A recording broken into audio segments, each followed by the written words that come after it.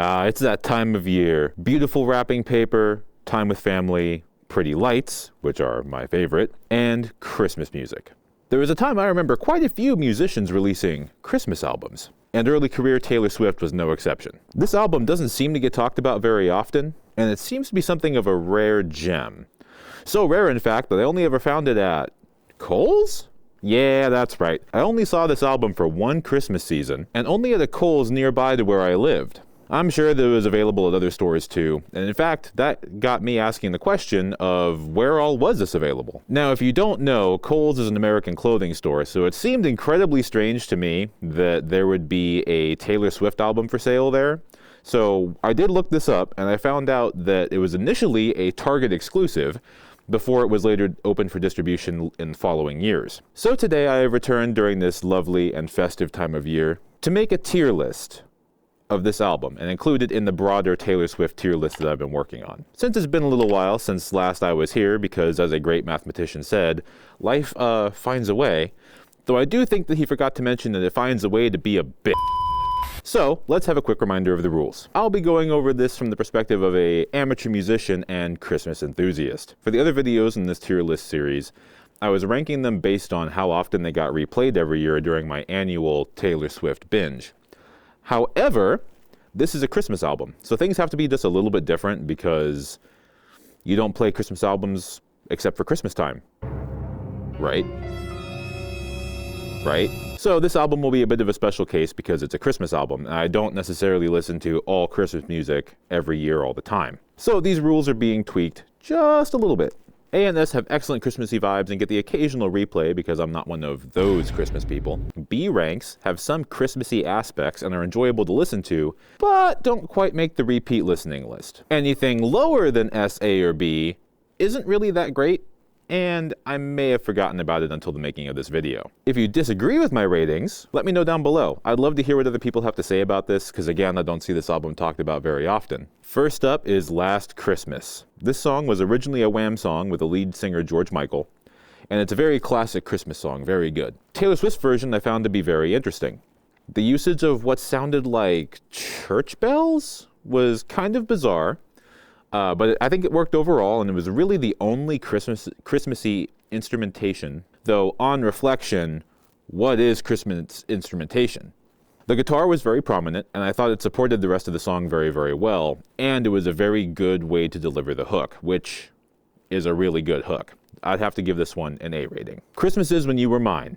This is one of the 2 original songs that she has on this album, and it fits early career Taylor Swift to a T. Ha! Though I was never a very big fan of her early career's type of acoustic ballads. It isn't very Christmassy in any way other than lyrical theme, which generally I would say is okay because, like we talked about before, what really is Christmassy instruments or Christmassy instrumentation? I can't answer that question, so lyrical theme kind of carries that weight a lot more than the instruments have to. It's very nicely written, and I think it's very pleasant to listen to, and I really like the hook that is both sung in the vocals and is both played on the acoustic guitar at the same time. I think it's very catchy. So overall, I would give this one a B tier. Santa Baby. So like I said in the last song, what really is traditional Christmas instrumentation? I don't have a good answer for that. I don't think there is one. But Santa Baby has to be one of my favorite Christmas songs of all time, and I really do like this version, though the best version is Kelly Pickler's. And I think that this one will get a pretty good ranking overall. It's very bluesy, just like it's supposed to be, and I think it's probably one of the best songs on this album. A little different from the way this song is played other times, this used more of a gradual build song architecture, so it had a lot more of kind of a slow burn, and it wasn't quite as consistently upbeat throughout the whole thing, and the instruments weren't quite as constant. They layered in more instruments over time, and I think that was a really cool effect, and that's something that I really like seeing in a lot of other music, is when they start bringing in instruments and adding them more and more as time goes on. I think it helps really keep auditory interest alive. And this one, just the way that it's written, bluesy, appeals to me very much. Most of my own music is heavily blues inspired, so I think that this song is just good, really, no matter who sings it. And this version is, even though I like Kelly Pickler's version a lot, this version is also very, very good. And I think that it fits Taylor's voice very, very well. So this one goes immediately to S rank. Silent Night. The synthesizers and the atmosphere and the opening are incredible. It layers very nicely with the guitar arpeggiation that's happening at the same time, and the whole cohesive unit of that is just so masterfully done. It really speaks to me. I really like a good atmospheric opening, and especially on something that's more of a slower song or like a ballad. And it just immediately engaged me, just instantaneously. This version is sped up from other versions that are out there, and the melody has a little bit more flavor and harmonies than other versions of the song tend to. It follows that similar slow build architecture and uses those, at least I think, it uses those same church bells from Last Christmas here. It sounds like they're probably even in the same key, which wouldn't surprise me because from a vocalist perspective, you kind of have a limited number of keys where you sing the best in. But it was kind of weird hearing those church bells a second time, or at least whatever they are. And I think that they actually worked pretty well here, kind of compared to how they worked in Last Christmas. I think they might have worked a little bit better in Silent Night just because of the overall vibe and tone and architecture, the instrumentation. It just melded a lot more. So this one, overall, I think I liked it quite a bit. Just the way that it was all put together, the way it fit her voice, the speed and everything. It was very good. And I'd have to give this one an A tier. Christmas Must Be Something More. This is the second and last of the original tracks on this album. And it feels a lot like something off of the Fearless album, which is not a bad thing. I like Fearless a lot. However, I don't much care for this one. The usage of the guitar and the more full-sounding high-energy chorus and the lower-energy verse is a very classic song architecture, and I think generally works very well. But for a Christmas song, it doesn't quite work for me, and it's not necessarily that it's, too pop or anything like that. It just felt like it was lacking energetically. It just felt very flat, but not musically flat, energetically flat. And I suspect that's probably a combination of the tempo and kind of the more static style melody where you don't have a lot of notes that are jumping around and it's kind of staying around a central note. Normally, again, not a bad thing, but for a Christmas song, it just does not work for me. So I'd have to give this one a D tier. White Christmas. Similar to Silent Night, this one is sped up. There are some amazing harmonies in here. I love the use of mandolins because it brings back good memories of that 2010s country music that I listened to a lot of. And it just brings back some good memories to hear that mandolin.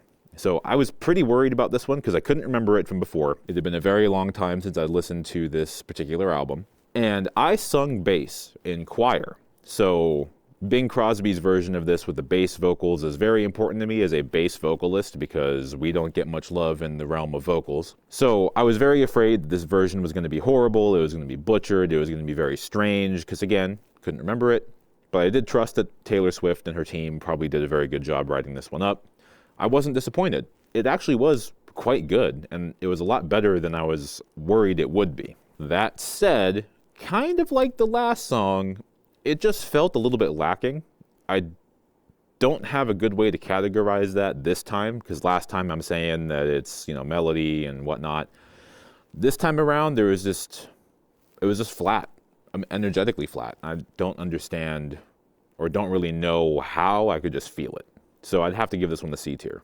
So now to talk about the entire album and how it ranks against all her other albums. Like I said, for White Christmas, it had been a long time since I listened to it. I was worried about how I was going to enjoy it this time around because I remember loving it at the time when I bought it from Kohl's and listened to it on the car ride home. I actually liked it a lot more than I thought I would. Overall, very good covers of these songs. The original music was quite good, even though I didn't much care for it. It was still not the worst music that was out there. And as it goes with the rest of her music, it's certainly better than some of the things that came later. You know what I'm talking about. So I still think it was a good album. I still really enjoyed it. Some of the songs that are on here are going to find their way back onto my Christmas playlists and everything because I did genuinely enjoy them. I thought that they were structured very well. I like how they were masterfully kind of reworked so they would work with Taylor Swift's voice and her style and everything else is from that time period. And overall, I think I'd have to give this album a B rating in the overall ranking of all of her albums. So that's it for this video. Do you disagree with my ratings? Do you perhaps really enjoy one of the songs that I did not? Let me know down below. Let me know why. I'm really curious. I don't see a lot of Swifties talking about this album, so it'd be really cool to hear from some other people in the community what you guys think of this, especially now that it's been so long since this album was released, and the style is so different from her style now. If you liked the video, you want to see more, like and subscribe. I got more on the way. Got other types of videos coming sometime soon too, so that's it. Thank you guys for watching, and I'll see you in the next one.